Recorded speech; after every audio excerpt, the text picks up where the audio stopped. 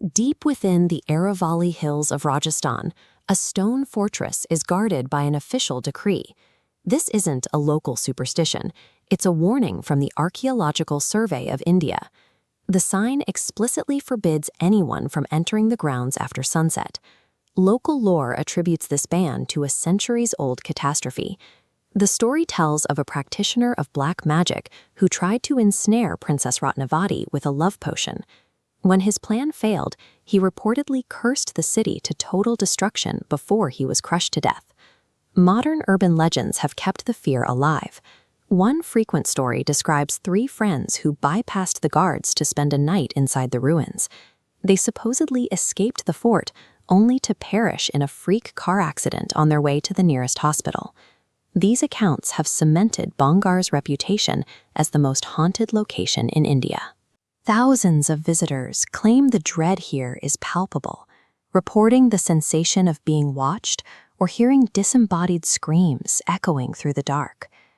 Bhangarh is a case study in how environmental science, human biology, and the internal machinery of our own minds can converge to create a feeling indistinguishable from a haunting. The sheer scale of the ruins sets the stage. It is a massive complex of thousands of roofless structures. Every house and shop stands as a hollow stone shell, creating a unique and unsettling landscape. These jagged, open corridors act as a massive acoustic filter. When wind passes through the stone, combined with minor seismic shifts, it generates infrasound, sound waves below 20 Hz. While too low to hear, they produce physical vibrations within the body, manifesting as sudden dizziness, anxiety, and the chilling sensation of a presence. While infrasound explains physical dread, it doesn't account for the auditory ghosts of Bhangarh, the sounds of weeping and screaming that locals claim to hear at night. Those screams have a biological origin. Bhangarh borders the Sariska Tiger Reserve, home to striped hyenas.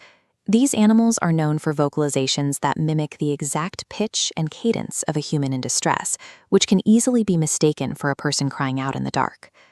Visual sightings are often the result of pareidolia. This is an evolutionary survival trait that forces our brains to detect human faces and figures in random patterns, a reflex meant to help us spot predators. At dusk, the jagged, broken architecture of the fort casts complex, shifting shadows. Our brains automatically attempt to organize this visual chaos, often interpreting a crumbling pillar or a dark corner as a stationary human figure. The visceral terror visitors feel is the result of a body misinterpreting these natural environmental signals as a paranormal threat. The environment provides the stimuli, but the experience becomes a haunting because of suggestibility. Our pre-existing expectations have the power to alter how we perceive reality. At Goldsmiths University, researchers tested this by placing people in a plain, empty white room and simply telling them it was haunted. Despite the lack of any scary visuals, over 20% of participants reported feeling an unseen presence, and many experienced genuine terror. Tourists arrive at Bhangarh already primed by viral internet lore and ghost stories. By the time they enter the gate, their brains are already operating in a haunted mode, scanning for any sign of the supernatural. In this heightened state, mundane events are instantly categorized as paranormal. A rustling monkey in a tree becomes a spirit. A sudden drop in temperature from a passing breeze becomes a ghostly touch. This psychological pressure even colors the ASI warning sign. In reality, the ban exists to protect visitors from collapsing stone walls and the very real threat of nocturnal predators, like tigers and leopards, wandering over from the reserve. A haunting requires the victim's active participation. The myth survives because our own psychology fills in the gaps between what we see and what we fear. Moving past the myths, the historical record provides a much more grounded explanation for why a city of 9,000 homes became a ghost town.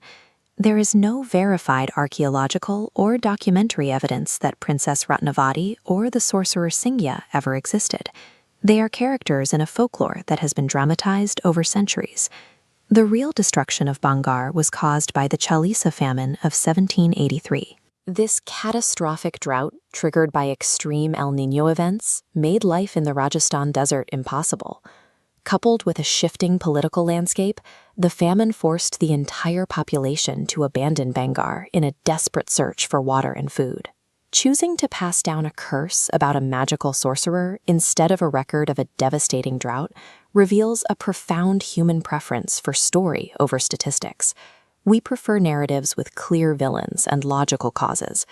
A story about a curse provides a sense of order, whereas a drought is a reminder of the random, uncontrollable cruelty of the natural world.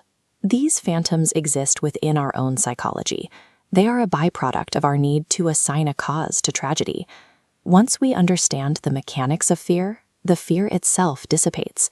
As Marie Curie famously suggested, nothing in life is to be feared. It is only to be understood. Understanding more is the only way to fear less.